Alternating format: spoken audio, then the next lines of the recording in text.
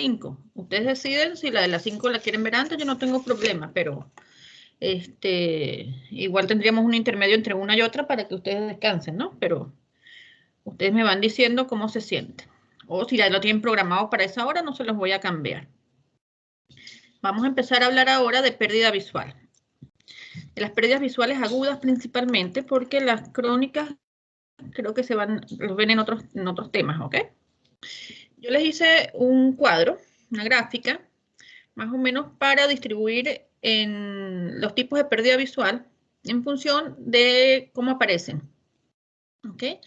Hay unas que son muy súbitas, aparecen en segundos, otras que evolucionan en horas, otras que duran días, otras meses y otras años. Nos Doctora, vamos a detener o a hablar en este momento principalmente de las pérdidas visuales agudas o subagudas. doctora, ¿Sí? me parece que nos están pasando las diapositivas. Ok. Déjame ver.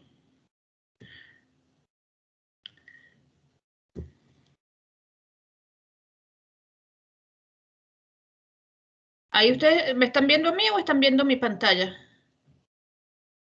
Sí, se ve su pantalla. Pero cuando estaba hablando, ¿Y no sé si la ahora? estaba cambiando. ¿Ahora la ven? Sí, o sea, no sé. Donde dice pérdida visual. Sí, sí, sí se ve. Ok, entonces estamos en estas todavía. Independientemente de la pérdida visual, ustedes tienen que tratar de precisar en la anamnesis con cada paciente las características. ¿Y cuáles son las características principales? Primero, el tiempo en que aparecen. ¿Fue súbita? ¿Fue evolucionando en horas? ¿Fue progresando en varios días? ¿O ha sido más lento en meses o en años? Eso en cuanto al tiempo de la aparición. También tienen que ver cómo ha sido la progresión. Si después del primer momento se mantiene estable, si ha mejorado, si ha empeorado. Tienen que preguntar también qué tan severa es. No es lo mismo un paciente que diga que está viendo borroso y le cuesta ver las letras pequeñas, a un paciente que diga que no puede ni siquiera percibir la luz. Igualmente, si es mono o binocular. Aquí hay que tener cierto cuidado porque muchos pacientes pueden llegar y decir, vengo porque dejé de ver por mi ojo izquierdo. Y a lo mejor no es el ojo izquierdo, sino es el campo visual izquierdo de cada ojo. Entonces, a pesar de que ustedes lo interroguen, después ustedes lo van a corroborar cuando hagan la evaluación de los campos visuales de estos pacientes, ¿ok? También tienen que interrogar si hay algún patrón en particular. No es lo mismo el paciente que dice que no veo nada al centro, pero veo los bordes, o el paciente que dice veo de la mitad para arriba, o veo de la mitad para abajo, o veo como un túnel. Todas esas características son importantes. Al igual que si la sombra o la mancha que ellos pueden en algún momento describir no los deja ver a través de ella, o pueden ven borroso o ven gris, pero a través de ella también pueden percibir las imágenes. Lo que está en el recuadro superior, que es oclusión vasculares, neuropatías ópticas isquémicas, hemorragias vítreas, neuritis óptica, desprendimiento de retina y muy pocas retinopatías, es lo que vamos a ver el día de hoy. Empecemos con la oclusión vascular. Las oclusiones vasculares pueden ser arteriales o pueden ser venosas. Aunque son más comunes las venosas, son más graves las arteriales. Y aquí vamos a dividir pérdida visual es monocular o binocular. Recuerden que cada ojo tiene la nutrición principal a su retina por la arteria central de la retina, que es rama de la oftálmica, y esta a su vez es la primera rama de la carótida. Cada ojo tiene una carótida independiente en su irrigación, mientras que la corteza occipital viene por una sola vía, las vertebrales, pero se convierten en la basilar y ahí van a ir a las cerebrales posteriores. Entonces, cuando la pérdida visual es monocular, tenemos que pensar más en uno de los ojos Cuando es binocular, tenemos que pensar, en primer lugar, en que sea cortical. Las oclusiones arteriales de la retina tienden a ser muy súbitas y no es lo mismo si ocurre en la arteria central o en una rama arterial. Pero lo más común es que produzcan una pérdida visual muy importante, mucho más severa que si la oclusión es, o sea, que la oclusión sea de arteria central a que sea de vena central. La causa más común son fuentes embolígenas y en diferentes edades tenemos patologías diferentes. En los adultos mayores, que tienen generalmente factores de riesgo cardiovascular, hipertensión, diabetes, dislipidemia, apneas, tenemos más fuentes embolígenas carotídeas, de placas y ateromas que se desprenden, o incluso cardíacas, pacientes con valvulopatías, con arritmias. En las pacientes jóvenes tenemos más comúnmente enfermedades inmunológicas y hematológicas, alteraciones de Doctora, coagulación, vasculitis, ¿sí? doctora, es que parece que todavía no se sigue cambiando la diapo y nos quedamos en esa negra que aparecen como los distintos tipos de pérdida visual. Ahí no ven el cambio. A ver. No, y aparece el PPT, pero desde afuera. No aparece ni acercado tampoco. ¿Y ahí? Ahí sí. Se ve oclusión vascular. Ajá. ¿Y acá? Oclusiones arteriales. Ahí lo cambio también. Ok, lo voy a poner en grande. Si cuando yo cambie, yo les voy a avisar cuando vaya a cambiar. ¿O quieren que las deje en este formato? Es que cuando la pone en grande no se ve. Habría que dejarlo en ese formato nomás. Ok, por mí no hay problema. Ok. Ok. Entonces, estábamos con, voy a repasarles algo de lo que les comenté con las oclusiones arteriales, que cuando son monoculares, tenemos que pensar más en alteraciones en el circuito anterior, y cuando son binoculares, en circuito posterior, cortical. Entonces, las fuentes en oclusiones de arteria central de la retina, las fuentes embolígenas o las causas en los adultos mayores son más cardiovasculares de riesgo como hipertensión, diabetes, dislipidemia, ateromatosis, alteraciones vasculares o arritmias cardíacas. En los jóvenes son más enfermedades inmunológicas, vasculitis, alteraciones hematológicas, como alteraciones de coagulopatía en general, la homocisteinemia, o también pueden verse oclusiones arteriales en complicaciones quirúrgicas, donde hay hipovolemia. Pero las hipovolemias tienden a afectar más la parte cortical que la parte directamente ocular. ¿Qué hacemos si nosotros sospechamos de una oclusión de arteria central? Primero tenemos que medir agudeza visual. Es característico en las oclusiones de arteria central la pérdida visual muy severa. En magnitud es importante. Es súbita. Cursa con defecto pupilar aferente relativo. A pesar de que no sea nervio óptico, la isquemia tan grande de la retina se traduce en un defecto pupilar aferente. Tendemos a ver la retina pálida y como en la parte central de la mácula es una zona avascular y lo que deja ver es el color coroideo, por eso aparece lo que se llama la mancha rojo cereza. No es más que la percepción rojiza, miren aquí en la flecha, sobre un fondo muy pálido. Por supuesto, que les estoy mostrando es una oclusión de esta rama nada más. Y aquí ustedes ven una placa de Hollenhorst, que son unas placas de colesterol, aquí y acá. No siempre nosotros podemos ver el émbolo en la circulación retiniana, pero debemos buscarlo. Por supuesto, las arterias se adelgazan porque no está llegando suficiente sangre desde el punto de oclusión en adelante. En esta otra imagen, la oclusión es de arteria central.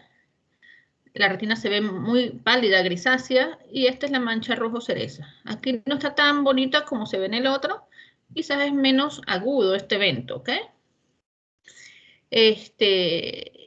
Debo recalcarles que la oclusión de arteria central es el equivalente a un accidente cerebrovascular. Y si tenemos menos de 72 horas desde la aparición, debemos mandar al paciente a la urgencia. Por dos razones.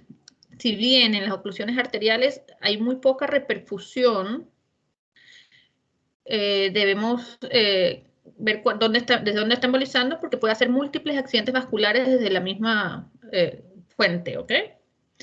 Si el paciente nos llega en la primera hora, no siempre resulta, pero debemos tratar de bajar la presión ocular, dar masajes. La función de dar los masajes en el ojo es mover el émbolo hacia una parte más distal del vaso ocluido. Si lo logramos, disminuimos un poco la zona de isquemia.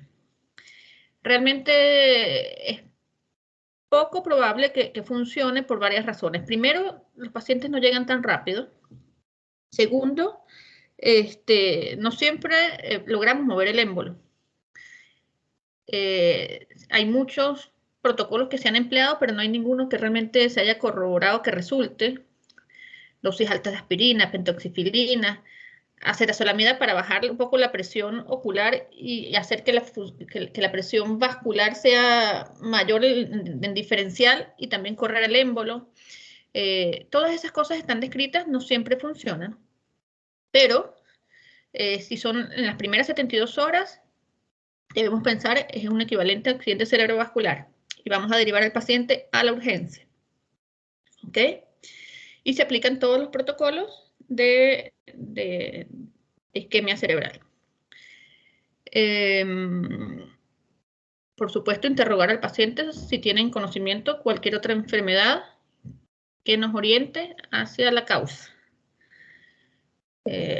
A veces esta simplemente es la primera manifestación, pero hay que pensarlo. ¿Qué sucede si la pérdida visual es binocular? Si es binocular y es una oclusión arterial, también tiende a ser súbita. En algunos casos, tanto en la monocular como en la binocular, puede haber precedido de amaurosis previa, cuando hay pequeños émbolos que no llegan a ocluir, sino hacen isquemias transitorias, igual como un accidente cerebrovascular. Cuando las pérdidas visuales son binoculares, tenemos que hacer un campo visual al paciente. Recuerden que la representación cortical del área visual está en la corteza occipital, pero la parte central, que es la parte macular, depende de la arteria cerebral media y el resto de la corteza occipital depende de la arteria cerebral posterior. Es infrecuente que un accidente cerebrovascular cortical sea simultáneo y bilateral. Pero ¿en qué casos esto es muy común verlo?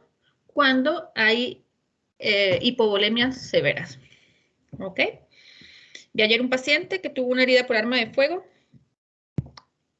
que no sé cómo está vivo, realmente es un ángel de la guardia que tenía encima, porque la herida hizo una perforación del ventrículo derecho, ventrículo corazón, la herida en tórax.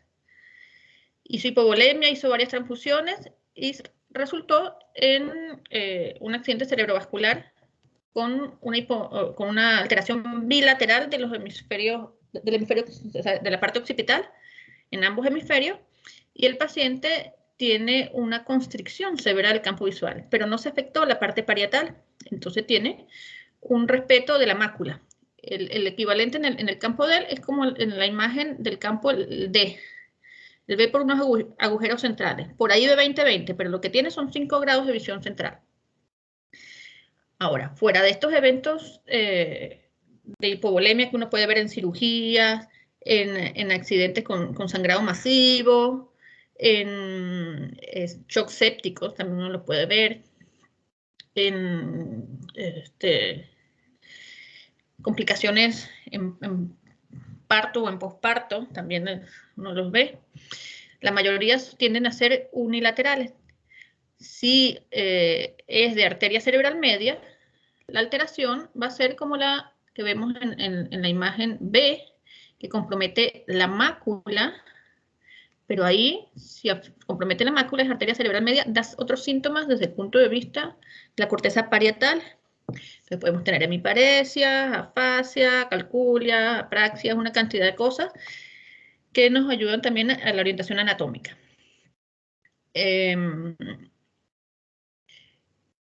La mayoría de estos pacientes, entonces puede ser de fuente embolígena o por hipotensiones mantenidas. Igual, conducta que si la alteración es del circuito anterior, derivar a urgencia en las primeras 72 horas. Aquí deben hacer campos visuales a los pacientes porque los defectos tienden a ser homónimos y con respeto del meridiano vertical. Eso nos dice que es posquiasmática y tienden a ser congruentes porque es ya al final de la corteza. ¿Okay? ¿Dudas o preguntas con respecto a esto?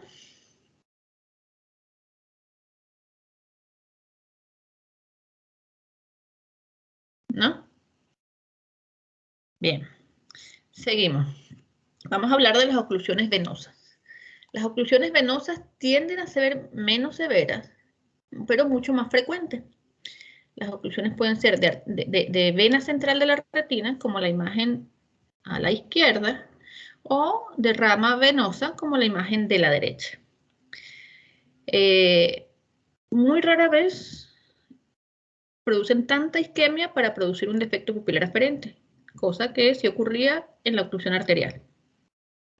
Las pérdidas visuales son variables, desde sutiles, pero no tan severas como las oclusiones arteriales. ¿Por qué? Afecta la visión central únicamente cuando esta cantidad de hemorragias y exudados alcanzan la zona macular o cuando de manera secundaria hacen oclusiones arteriales.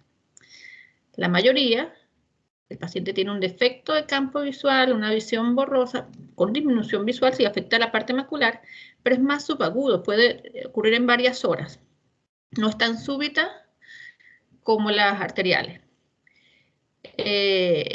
Y cuando ustedes ven el fondo de ojo, ustedes van a ver un patrón que no se les va a olvidar, que es en pizza. Ustedes van a ver tomate y queso, que son las hemorragias en llama, que están en la capa de fibras nerviosas, y los exudados algodonosos, que típicamente tienen el trayecto de la arcada vascular que esté ocluida. Cuando estas hemorragias y estos exudados llegan al área macular, producen edema macular, interfieren en visión. Y puede haber distorsión de la imagen o metamorfopsia, cuando ustedes le muestran la rejilla de Ampner al paciente. ¿Okay? Las causas, factores: hipertensión, diabetes, dislipidemia, coagulopatías. Es más común la asociación con glaucoma, pero no quiere decir que el glaucoma produzca esto. Pero hay más riesgos, un factor de riesgo simplemente.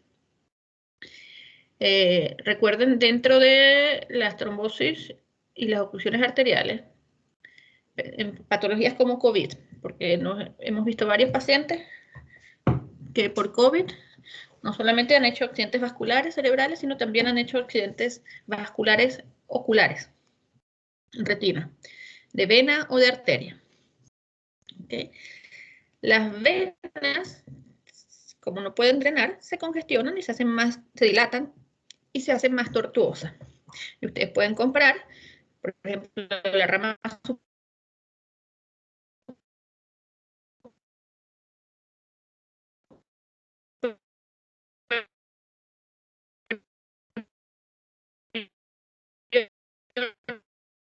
con la rama inferior, ya que ustedes ven que las venas,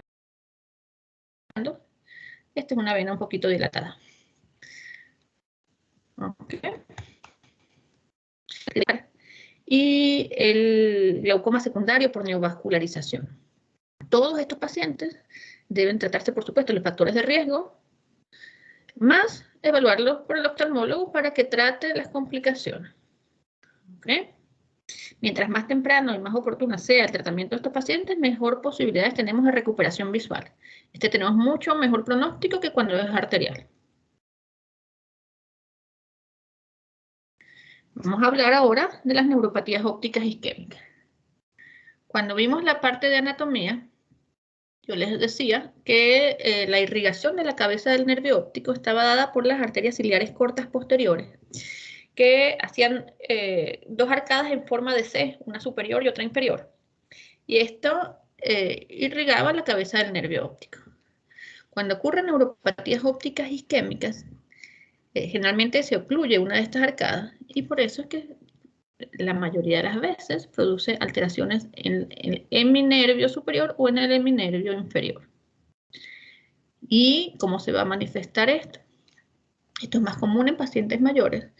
Y el caso típico es el paciente que se despierta en la mañana con mala visión. ¿Por qué en las mañanas? Porque normalmente hay una hipotensión nocturna fisiológica que no siempre está bien controlada en los pacientes cuando hay disregulación vascular asociada a edad, a hipertensión, a diabetes, etc. Y hacen una hipoperfusión que no es capaz de mantener una buena irrigación y se infarta el nervio óptico o el heminervio, la mitad superior o superior. Es más por hipoperfusión asociada a eventos de hipotensión que a émbolos como tal. ¿Okay? Entonces, la disminución de la visión es variable, desde muy poca hasta muy grave. Lo característico es que tengamos defectos altitudinales del campo. Campo superior, si el nervio óptico afectado es el inferior, o campo inferior, si el nervio óptico afectado es el superior. Miren este caso que les muestro acá. En el fondo de ojo, ustedes ven que está más rosado la parte inferior del nervio y más pálida la porción superior. Y si ustedes comparan el calibre arteriolar, se ven que están más delgadas estas arteriolas. No las ven unas, miren las arteriolas. Mira esta con respecto a esta. Ven que las de arriba están más filiforme que la de abajo. ¿Ok? Si ustedes le hacen un campo visual, este paciente tenía este campo visual, el área marcada o rayada es el área que no ve, entonces veía principalmente por la parte de arriba. Y ¿qué es lo importante cuando sospechamos de una neuropatía óptica? No solamente vamos a ver la disminución de visión, siempre que tenemos afectación del nervio óptico, que sea unilateral o sea bilateral asimétrica, vamos a observar defecto pupilar aferente relativo. Y la mayoría de las veces vemos edema, o sea, se borran los contornos del nervio en el sector principalmente de la isquemia, o a veces es difuso. Y este es un edema que es principalmente pálido. No todos los edemas del nervio son pálidos, hay otros que son rosados. Todos estos elementos nos hacen sospechar de una neuropatía óptica isquémica. Ahora, hay dos tipos, la arterítica y la no arterítica. ¿Por qué es importante diferenciarla? Porque si bien la no arterítica es la más común, la arterítica es la más grave. Le van a preguntar a este paciente, si es mientras mayor sea el paciente, más riesgo de que pueda ser arterítica. Si hay alteraciones, si hay cefalea, sensibilidad aumentada en cuero cabelludo, si hay mialgias, artralgias, pérdida de peso, pérdida del apetito, decaimiento, claudicación mandibular, es decir, que se cansa porque no puede, se agota comiendo. Y si el paciente tiene cualquiera de estos síntomas, debemos sospechar en una arteritis de células gigantes. Ahí lo que se ocurre es que hay una inflamación de las arterias que son ramas superiores, son ramas de la carótida.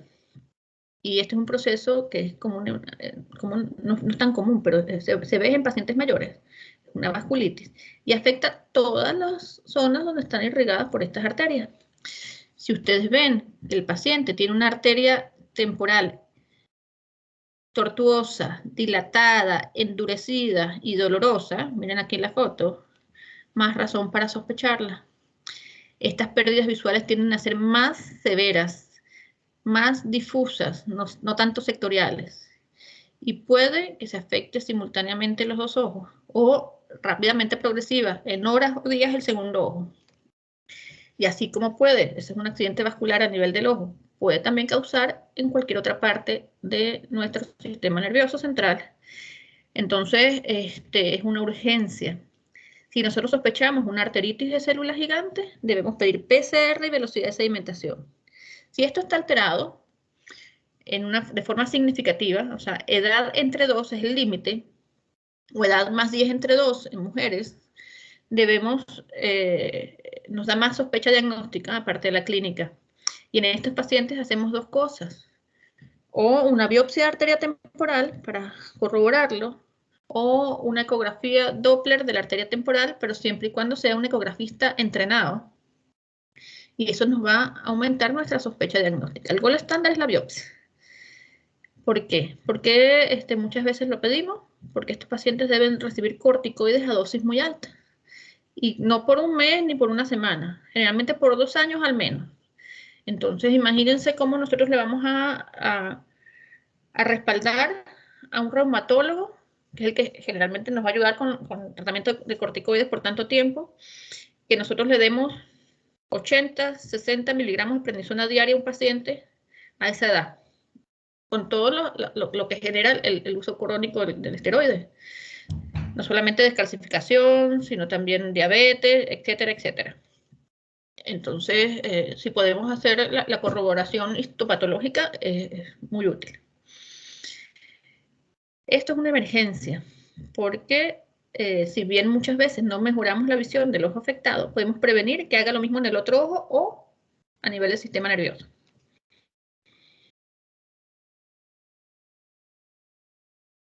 Vamos a hablar ahora de las hemorragias vítreas. Es más común las hemorragias vítreas en pacientes diabéticos. ¿Por qué en los diabéticos? Porque generalmente puede haber retinopatías diabéticas con neovascularización y esos neovasos son frágiles, sangran con facilidad. Pacientes que hayan tenido oclusiones de vena central, a veces la sangre no se queda en retina, sino es tan grande que va a cavidad vítrea. Pacientes producto de trauma, si el trauma en la cabeza o en el ojo desgarra o rompe algún vasito. Cuando hay desgarros retinianos que involucran algún vaso sanguíneo, que también producen sangrado a la cavidad vítrea.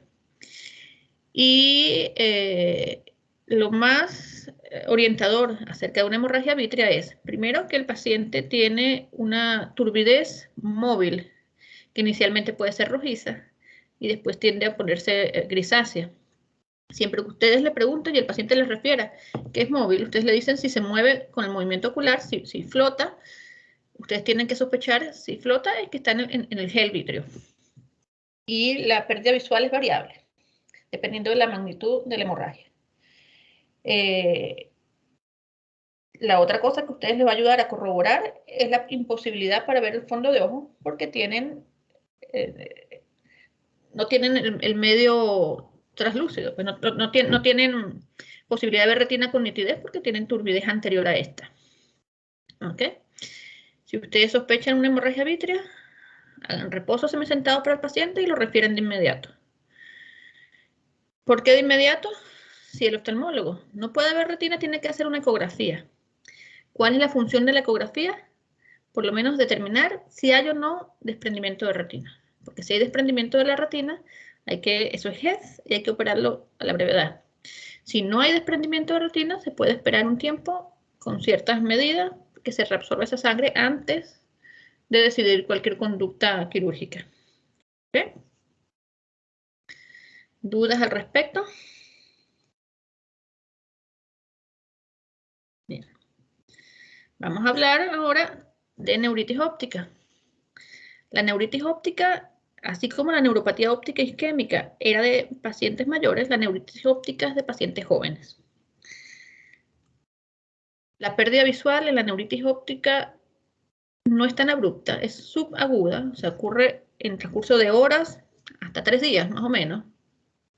Es más común en los adultos que sea monocular. En los niños tiende a ser binocular, pero no siempre. Lo característico acá no solamente es la disminución de visión, el defecto pupilar aferente relativo. Cuando ustedes ven la campimetría de estos pacientes, tienen defectos centrales, escotomas centrales. Es el principal o el más típico. No es que no pueda haber de otro tipo, pero el típico es central. Y al fondo de ojo ustedes pueden ver desde un edema como este, pero es un edema rosado, no pálido, como habíamos visto en la neuropatía óptica isquémica. Aquí el nervio es un edema rosado. Ven que si ustedes comparan con el otro ojo, aquí los contornos están más difusos, la excavación no se visualiza como en este. Pero también podemos ver un nervio óptico normal si la neuritis óptica es retrovulvar. Entonces, el hecho de no ver edema en el nervio no nos excluye.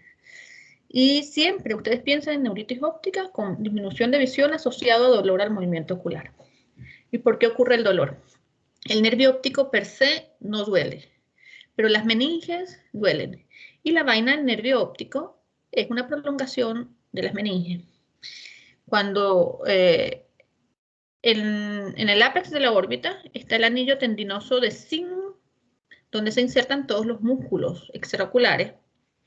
Y esto rodea al nervio óptico. Cuando nosotros movemos los ojos en un nervio óptico donde hay inflamación de la vaina del nervio óptico, hacemos que resulte doloroso. Es por eso que las neuritis ópticas duelen y disminuyen visión. No siempre ocurre, pero tenemos que, en primer lugar, buscar si hay asociado alguna enfermedad desmielinizante. Porque la neuritis óptica puede ser la primera manifestación de una esclerosis múltiple o de cualquiera de las otras desmielinizantes. ¿Okay? Entonces, a estos pacientes les vamos a pedir resonancia de cerebro y órbita sin y con contraste. ¿Por qué la pedimos de las dos maneras? Porque no solamente a nivel del nervio, sino a nivel de todo el cerebro tenemos que buscar lesiones hiperintensas, principalmente periventriculares o subcorticales o en el nervio óptico, que nos hagan pensar en una enfermedad desmielinizante. Y solamente las activas, las agudas, son las que se prenden con el gadolinio. Las viejas, no. Entonces uno tiene que pedir cine con gadolinio. O por lo menos hacerle saber al radiólogo que queremos hacer un descarte de una enfermedad desmielinizante para que él ponga en su protocolo esto. Pero no solamente las neuritis pueden ser por enfermedades mielinizantes, pueden ser neuritis virales, pueden ser neuritis postvacunales, pueden ser neuritis infecciosas de otro tipo, incluso neuroretinitis asociada a Bartonella, enfermedad por arañazo de gato. Pueden haber neuritis inmunológicas diferentes a las desmielinizantes. Pero lo primero que tenemos que hacer es descartar tanto las infecciosas como las desmielinizantes. Entonces, con estos pacientes, ustedes van a tener disminución de visión, dolor al movimiento ocular, defecto pupilar aferente, edema del nervio, si es una neuritis óptica anterior, o un nervio normal, cuando la neuritis es posterior al retroocular. ¿Qué más con respecto a esto? Deben referirlo, por supuesto, de inmediato. Entonces, esto es pacientes jóvenes, escotomas centrales y un edema rosado.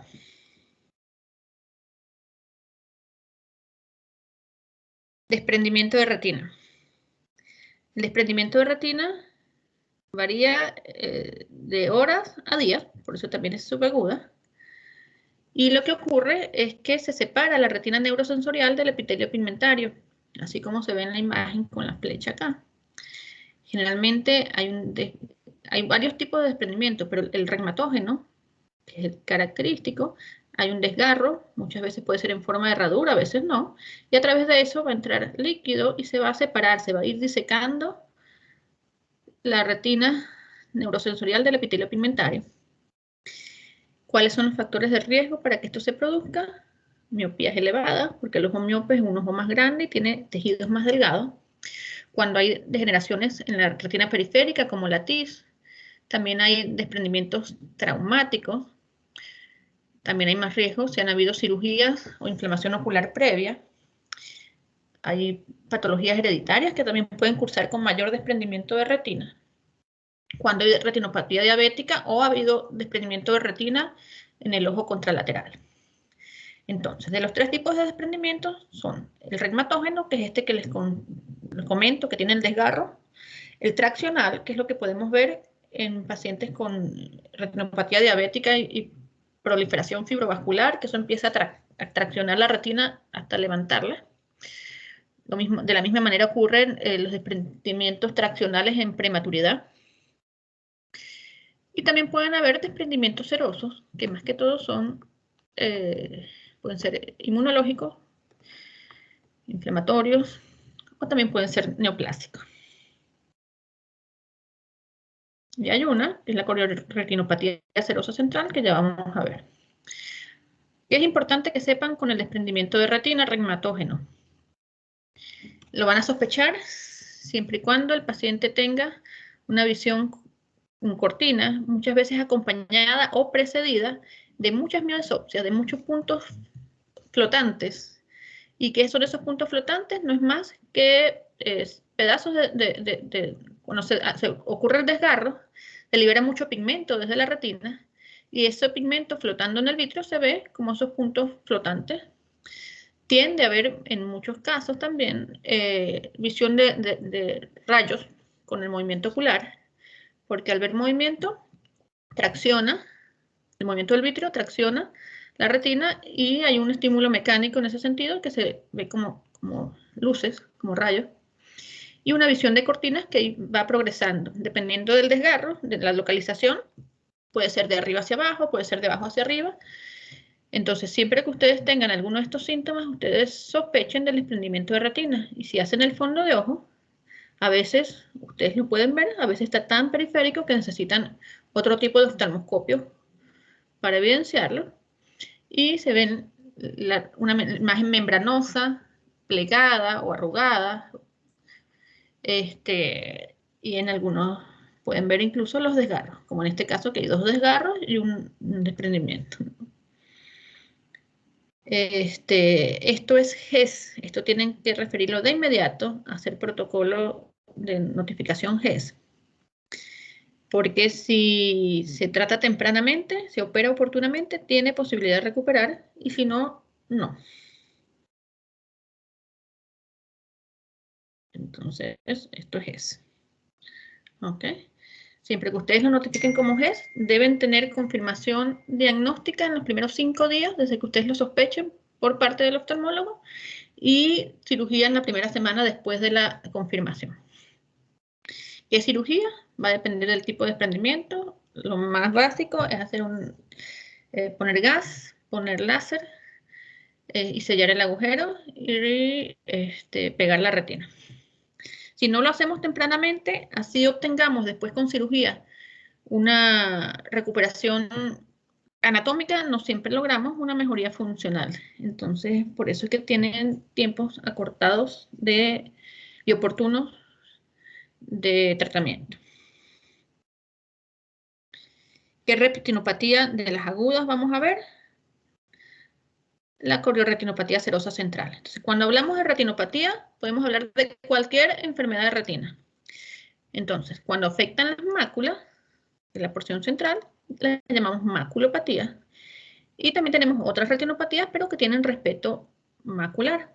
Como en la mácula está la visión central, las que tienen respeto macular tienen síntomas visuales más tardíos. Mientras las que afectan la mácula tenemos alteración de visión central, que puede ser disminución de visión, metamorfopsias, escotomas centrales. Y también tenemos algunas mixtas. La corioretinopatía serosa central. Esta es la retina y se acumula simplemente líquido entre retina neurosensorial y epitelio pigmentario, que va trasudándose desde la coroide. ¿Ok? Esto es una patología de jóvenes, más hombres que mujeres, y se asocia con personalidades tipo A, con eventos estresantes, pero son simplemente factores de riesgo. Si no, no hay una causa-efecto demostrada, porque si no, todos los que estuvieran estresados, jóvenes con personalidad tipo A lo tuvieran, pero puede ser recurrente. Estos pacientes refieren metamorfopsia, refieren que ven un escotoma, pero es un escotoma relativo, pueden ver a través de él, y lo que ven a través de él está distorsionado. Incluso muchas veces dibujan el escotoma en función de lo que vamos a ver al fondo de ojo. Si ustedes ven en esta imagen de fondo de ojo, ven como una ampolla, como una burbuja, Y eso no es más que la retina levantada hacia adelante. Y si lo vemos acá, esto es líquido y empuja hacia adelante a bomba la retina. ¿Ok?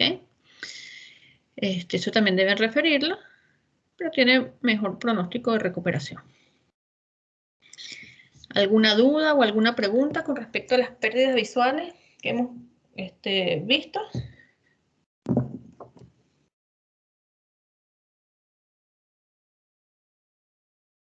Hay otras retinopatías que no vamos a tratar, porque son más de curso crónico y no es el tema, no los voy a llenar de información que puede no resultarles útil, sino más bien confusa con tanta materia.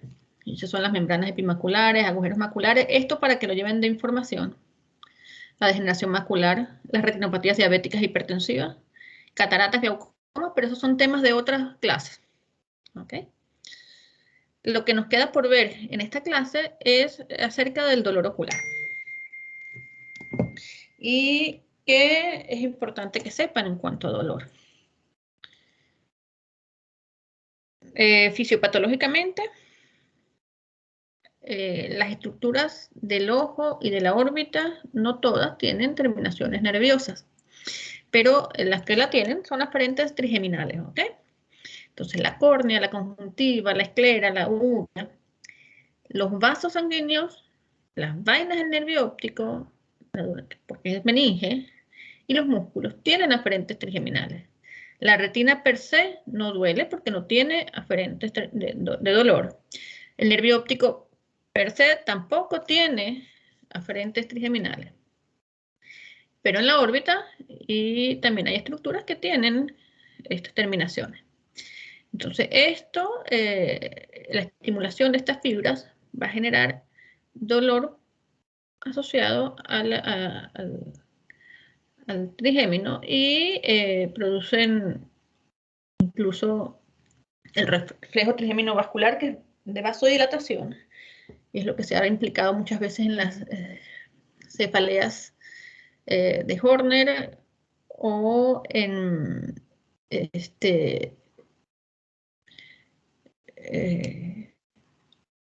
donde hay no solamente dolor, sino también hay dilatación vascular del ojo, y también de manera secundaria hace una estimulación del simpático y se produce como un síndrome de Horner. ¿Ok? Y el Horner, entonces hay caída palpebral, miosis y lacrimación. ¿Qué otra cosa deben saber de dolor? Bueno, hay un dolor nociceptivo que es simplemente por la estimulación de todos estos aferentes trigeminales, y un dolor neuropático que a veces pueden coincidir los dos cuando el dolor es crónico. La mayoría de los dolores oculares son debido a alteraciones de superficie ocular, de segmento anterior.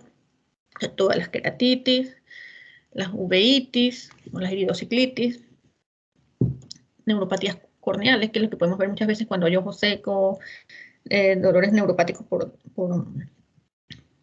diabetes o en los glaucomas agudos. Todos estos producen espasmo del músculo ciliar y estimulan el dolor por esta vía. Pero hay condiciones intracraneales que también pueden producir dolor ocular, muchas veces asociados a fotofobia, como cuando hay irritación meningia por sangrado, por meningitis, tumores como la apoplejía pituitaria. Y todo esto está implicado cuando hay migrañas, traumas cerebrales y blefaroespasmo.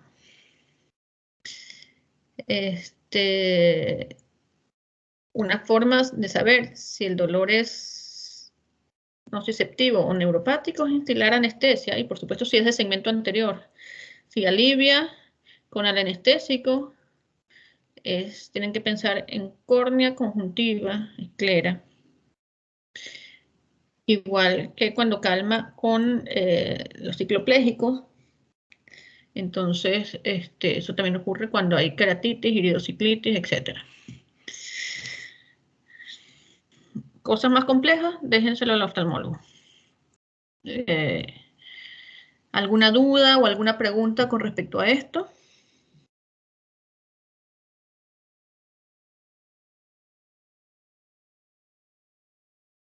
¿No? Doctora, no sé si es que Sí. entendí mal o qué, pero hay una retinopatía que deriva de las cataratas.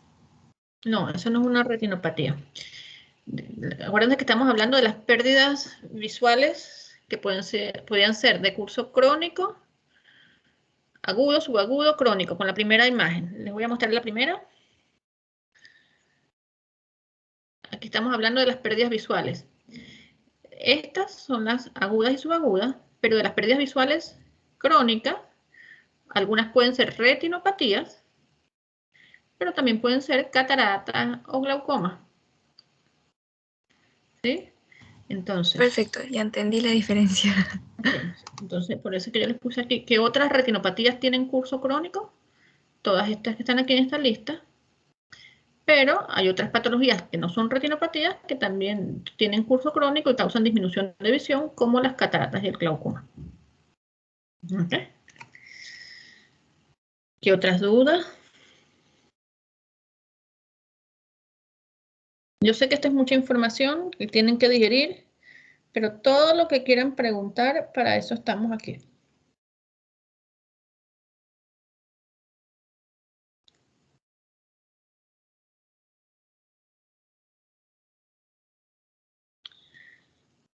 ¿No?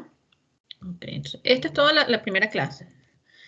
¿Qué quieren hacer con respecto a la segunda clase? ¿Quieren verla a la hora que estaba prevista a las 5 o quieren verla más temprano? Pongan